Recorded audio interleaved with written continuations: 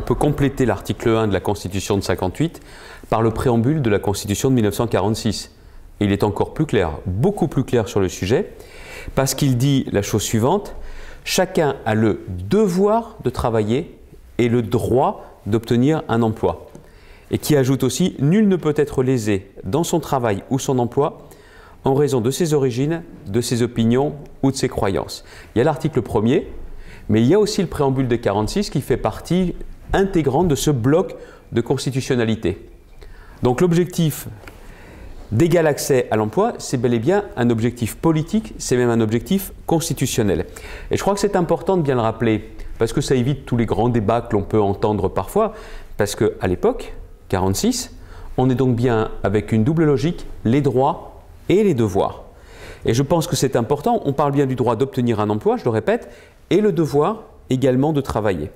Moi je crois que les droits et les devoirs, c'est la clé d'une vraie politique de l'emploi, et c'est aussi un élément clé de la justice.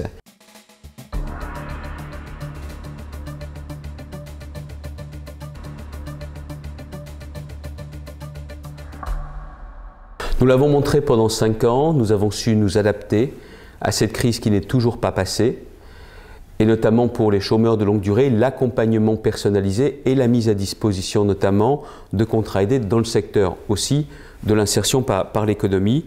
J'avais eu l'occasion de le dire, c'était le 25 mai dernier, nous avons pris des engagements, ils ont été tenus. Mais là aussi, ce qui a été fait pendant 5 ans est important. Ce que nous devrons faire dans les 5 années qui viennent est encore plus important. Il faut donc un véritable droit à la formation pour les demandeurs d'emploi. Et je pense que dans ce domaine-là, le secteur de l'insertion par l'économie a un rôle important à jouer. Et je pense que c'est d'autant plus vrai pour les chômeurs de longue durée. Ne nous racontons pas l'histoire. Pour ceux qui sont au chômage depuis 1 an et demi, ce sera beaucoup plus difficile de revenir vers l'emploi que s'ils étaient au chômage depuis 1 mois et demi. Voilà pourquoi on a besoin du secteur de l'insertion par l'économie.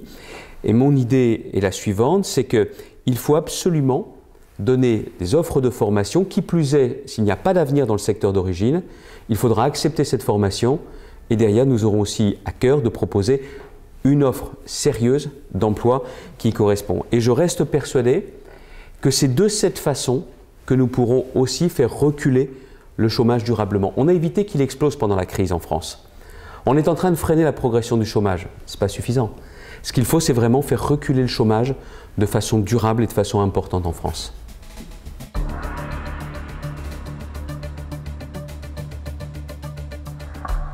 L'insertion par l'activité économique, elle a une place essentielle au cœur des politiques de l'emploi et même au cœur de la crise, on a eu à cœur de stabiliser les budgets alors qu'il y avait beaucoup de craintes, je les ai entendues. Nous croyons à l'insertion par l'activité économique, c'est important en termes de politique de l'emploi, c'est important aussi en termes de lutte contre l'exclusion. Je connais le nombre de structures, près de 4000, le nombre de salariés, 230 000. Peut-être qu'en tant qu'élu local, j'ai aussi à cœur de bien montrer l'importance de tout ceci auprès du candidat Nicolas Sarkozy. Et j'oublie pas non plus que 50% des salariés qui sont en insertion sont des chômeurs de longue durée. Et les résultats sont réels.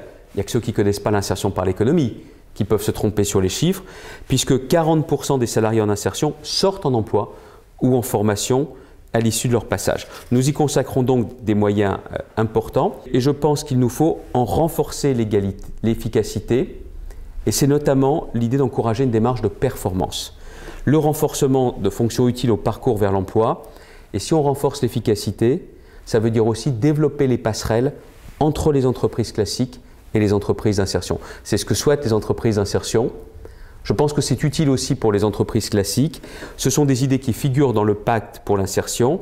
Et je suis convaincu que les entreprises d'insertion sont vraiment la passerelle efficace, parfois même indispensable, pour revenir et rester dans le marché de l'emploi. Vous me demandez une d'entre elles, je pense notamment à celle-ci.